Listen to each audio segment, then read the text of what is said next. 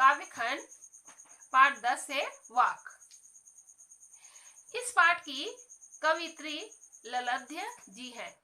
ललध्य की काव्य शैली वाक के नाम से जानी जाती है। जिस प्रकार हिंदी में कबीर के दोहे, मीरा के पद, तुलसी की चौपाई और रसखान के सवैये प्रसिद्ध हैं, उसी प्रकार ललध्य के वाक प्रसिद्ध है, अर्थात उनके कविता की लिखने की शैली है। काव्य शैली क्या है? वाक है। पहला वाक है, रस्सी कच्चे धागे की खींच रही मैं नाव, जाने कब सुन मेरी पुकार, करे देव भवसागर पार। पानी टपके कच्चे सकोरे, व्यर्थ प्रयास हो रहे मेरे, जी में उड़ती रह हूँ, घर जाने की चाह घेरे।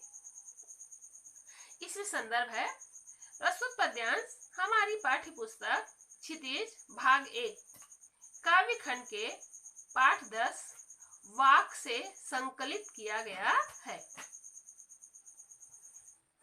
इसकी कवित्री ललध्य जी है। प्रसंग में लिखेंगे, प्रस्तुत पद्यांश में कवित्री ने अर्थात ललध्य जी ने ईश्वर प्राप्ति के लिए किए जाने वाले अपने प्रयासों की व्यर्थता अर्थात बेकार होने की चर्चा की है। पहली दो पंक्तियों को पढ़ेंगे। उसके बाद पहला पंक्ति, रस्सी कच्चे धागे की खींच रही मैं नाव। इसमें शब्दार्थ है कच्चे, कमजोर, क्षणभंगुर, जो पल में नष्ट हो जाए, नाशवान है ना। कच्चे मैंने कमजोर, क्षणभंगुर, नाशवान। धागे रस्सी। इसका भावार्थ व्याख्या है, प्रस्तुत पद्यांश में कवित्री ललध्य जी कह रही है कि मैं इस जीवन रूपी नाव को आगे बढ़ाने के लिए कमजोर, क्षणभंगुर रस्सी अर्थात श्वास का सहारा ले रही हूँ। हम सांस लेते हैं तभी जीवन हमारे आगे बढ़ती है ना। अगर सांस नहीं ले पाए तो हमारा जीवन नष्ट हो जाएगा। उसी में दूसरी पंक्ति है, जाने कब सुन मेरी पुकार, करे देव भवसागर पार। शब्दार्थ है पुकार आवाज, देव ईश्वर, भवसागर संसार। भावार्थ व्याख्या है, आगे इसी में कह रही है कवित्री, परंतु मेरी ईश्वर भक्ति को सुनकर मेरे परमात्मा अर्थात ईश्वर जाने कब अर्थात मेरी ईश्वर भक्ति से कब प्रसन्न होकर, मेरी ईश्वर भक्ति को कब सुनकर ईश्वर जाने कब मुझे इस संसारिक मोह माया रूपी संसार से मुक्ति दिलाएंगे, मोक्ष प्राप्त करेंगे, मोक्ष प्रदान करेंगे, कवित्री कह रही है। अगली पंक्ति है, पानी टपके कच्चे सकोरे, व्यर्थ प्रयास हो रहे मेरे। शब्दार्थ है टपके टपकना, सकोरे मिट्टी का पात्र, व्यर्थ बेकार। भावार्थ व्याख्या देखेंगे इस पानी टपके वाला, जो मेरे हृदय के सारे धार्मिक क्रियाकलाप, जो मेरे ईश्वर प्राप्ति के सारे धार्मिक क्रियाकलाप अर्थात सांसारिक मोह माया से मुक्ति के प्रयास, जो ईश्वर प्राप्ति के लिए, इस संसार से मोक्ष के लिए, मुक्ति के लिए जो धार्मिक क्रियाकलाप किए हैं, जो धार्मिक कार्य किए हैं, वे सभी उसी प्रकार व्यर्थ हो रहे हैं जिस प्रकार मिट्टी के कच्चे घड़े में पानी भरने से उससे पानी रिसने लगता है अर्थात टपकने लगता है। चौथी पंक्ति है, जी में उठती रह हूँ, घर जाने की चाह है। शब्दार्थ है जी मैंने मन, हृदय, हूँ का कसक, पीड़ा, वेदना। आह, चाह का है इच्छा, अभिलाषा। व्याख्या भावार्थ देखेंगे। आगे इसी में कह रही हैं कवित्री, मेरी ईश्वर भक्ति के प्रयास व्यर्थ होने से, अर्थात संसार से मुक्ति के प्रयास असफल होने से मेरे मन की पीड़ा बार बार, मेरे मन की हुक, मेरे मन की पीड़ा बार बार कसक के रूप में, आह के रूप में, दर्द के रूप में उभर कर बाहर आ रही है। ईश्वर के घर जाने अर्थात सांसारिक मोह माया से के बंधन से मुक्ति की इच्छा, चाह प्रतिचरण बढ़ने लगी है और मेरी पीड़ा बढ़ने लगी है, जिससे इस संसार से मुक्ति, इस संसार से मोक्ष प्राप्त कर ईश्वर के पास जाने की मेरी जो इच्छा है वो क्या हो रही है और बढ़ रही है। वाक्य दूसरा है, दूसरा वाक्य पढ़ेंगे। खा खा कर पाएगा कुछ पाएगा नहीं, ना खाकर बनेगा अहंकारी। सम खा तभी होगा संभावी, खुलेगी सांकल बंद्वार की। इसमें संदर्भ तो पूर्ववत रहेगा। प्रसंग लिखेंगे। प्रस्तुत पद्यांश में कवित्री ने बाह्य आडंबर मतलब दिखावा, बाहरी आडंबर दिखावा का विरोध करते हुए अंतर्मन, अंतर्मन अंतःकरण के संभावी, समान भाव, सभी को समान समझने वाला होने पर ही मनुष्य की चेतना व्यापक होने की बात कही है। प्रथम दो पंक्तियों को पढ़ेंगे, फिर शब्दार्थ देखेंगे, तो शब्दार्थ और भावार्थ। खा खा कर कुछ पाएगा नहीं, ना खाकर बनेगा अहंकारी। सम खा तभी होगा संभावी, खुलेगी सांकल बंद्वार की। इसमें प्रथम दो पंक्तियों का देखेंगे। खा खा कर कुछ पाएगा नहीं, ना खाकर बनेगा अहंकारी।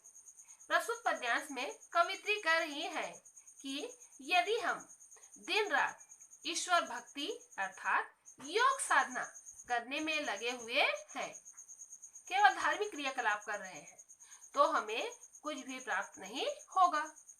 हम आत्म केंद्रित अर्थात स्वार्थी बन जाएंगे, केवल अपने तक ही रहेंगे, है ना, स्वार्थी बन जाएंगे।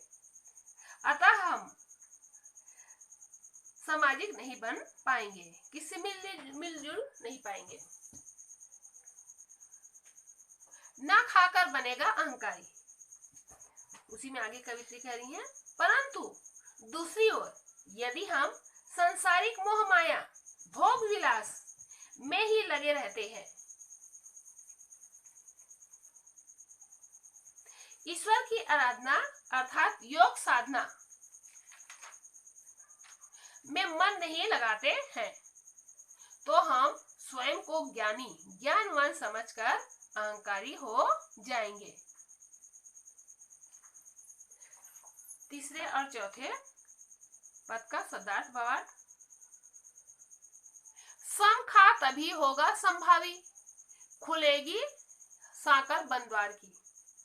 सम समानता, इंद्रियों को वश में करने वाला है, नियंत्रण करने वाला। संभावी समानता का भाव, सांकल कड़ी, बंधन या कुंडी। व्याख्या भावार्थ देखेंगे। सम खा तभी होगा संभावी, इसमें खा मैंने ग्रहण करना होता है ना, इसका सम मतलब खाने खाने के लिए नहीं, केवल क्या है इसमें ग्रहण करना, ज्ञान ग्रहण करना। व्याख्या आगे कवित्री कहती हैं कि यदि हम समान भाव से अपनी इंद्रियों को, इंद्रियां 5 प्रकार की होती हैं, इंद्रियों को वश में रखते हुए गृहस्थ व संन्यास अर्थात सुख व दुख को अपनाते हैं, तभी हमारे हृदय में समानता का भाव सभी के लिए होगा। सभी को हम समान समझने लगेंगे, किसी को अपना पराया मन में नहीं रहेगा किसी के लिए, जिससे हमारी चेतना अर्थात बुद्धि का विस्तार होगा। हमारी चेतना बढ़ेगी, बुद्धि बढ़ेगी हमारे मन में, क्योंकि छल कपट दुराभाव भेदभाव नहीं रहेगा किसी के लिए। इसलिए मन मुक्त होगा, मन क्या होगा? मुक्त होगा, जिससे ईश्वर से मिलन का रास्ता क्या होगा? खुल जाएगा।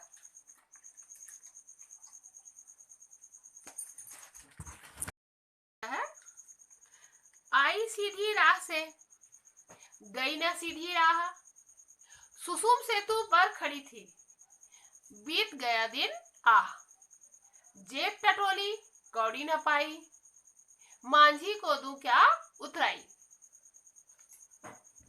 संदर्भ पूर्वक रहेगा, इसमें प्रसंग लिखेंगे। प्रस्तुत पद्यांश में कवित्री ने आत्मलोचन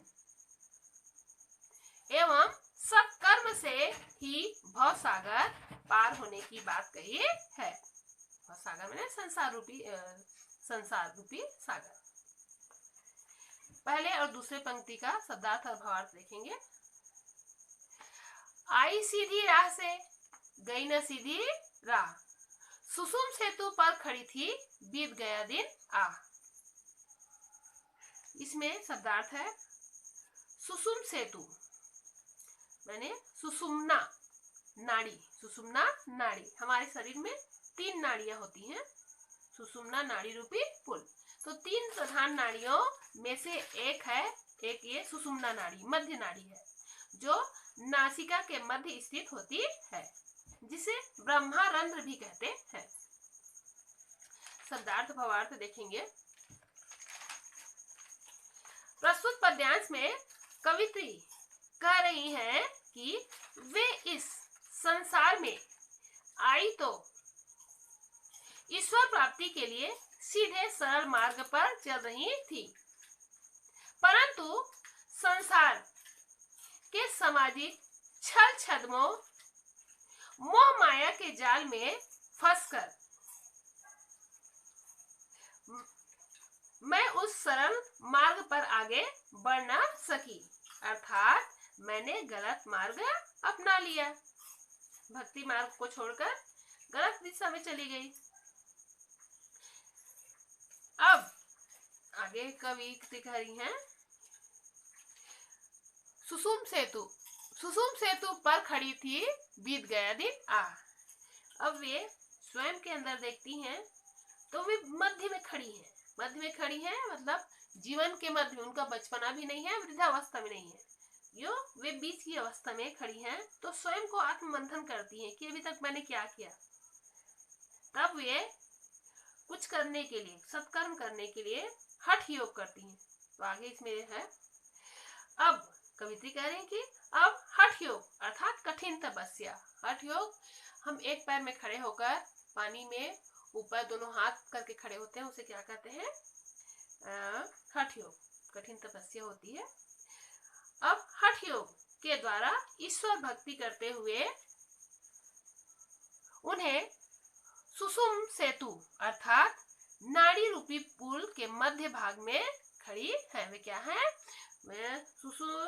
अब वे हठ योग के द्वारा ईश्वर के भक्ति करते हुए सुसुम सेतु अर्थात नाड़ी रूपी पुल के मध्य भाग में खड़ी है, मतलब उम्र के मध्य भाग में, जीवन के मध्य भाग में।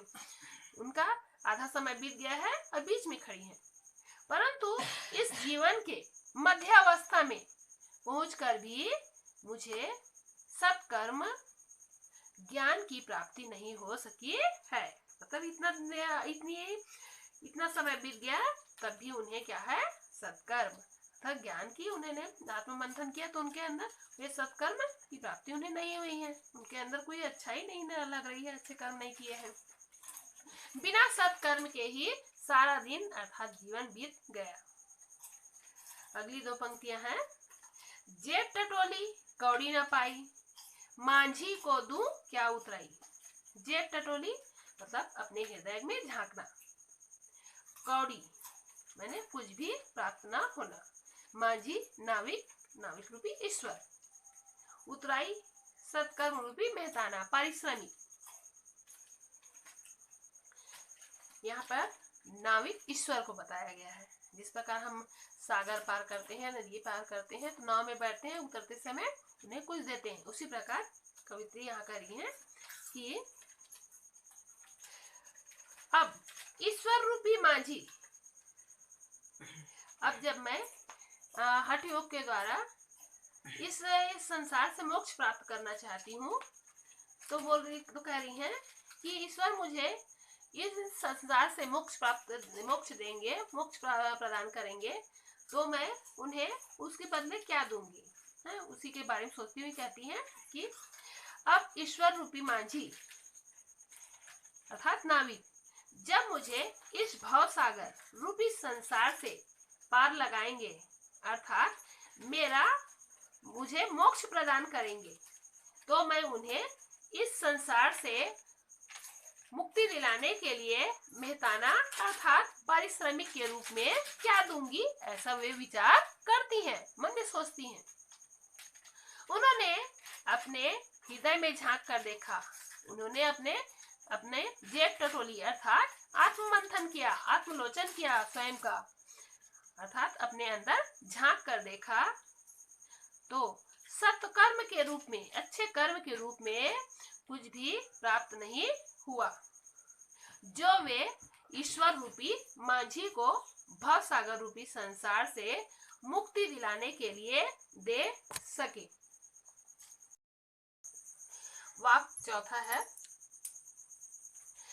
थल थल में बसता है शिव ही, भेद न कर क्या हिंदू मुसलमान, ज्ञानी है तो स्वयं को जान, वही है साहिब से पहचान। संदर्भ है पूर्वक प्रसंग। प्रस्तुत पद्यांश में कवि ने ईश्वर की सर्वव्यापकता एवं भेदभाव का विरोध किया है। पहली दो पंक्तियों का शब्दार्थ और भावार्थ देखेंगे। थल थल में बसता है शिव ही, भेद न कर क्या हिंदू मुसलमान। थल थल कण कण सर्वत्र, शिव ईश्वर।